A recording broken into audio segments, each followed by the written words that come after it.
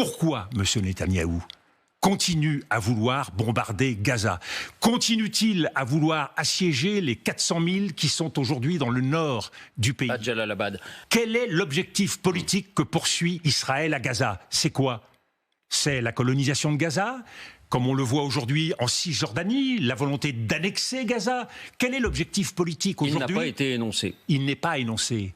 Et là, Benjamin Netanyahou doit répondre. Et ce n'est pas un hasard si Benjamin Netanyahou se retrouve aujourd'hui confronté aussi à un certain nombre de questions que se pose la justice israélienne. 2 dossiers judiciaires. Le premier...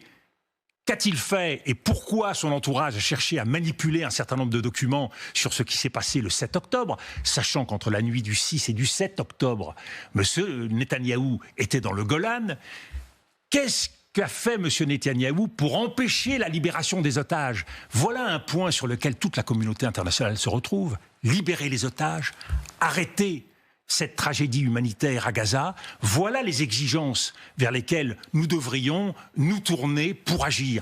Il faut d'urgence ouvrir les portes de Gaza. À la presse, nous ne pouvons pas ne pas savoir ce qu'il se passe.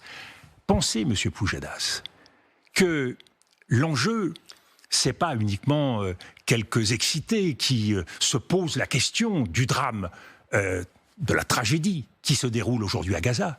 Amos Goldberg, professeur à l'université de Jérusalem, grand spécialiste mondial de la Shoah. Qu'est-ce qu'il dit il y a quelques mois? Qu'est-ce qu'il dit? Je ne le croyais pas.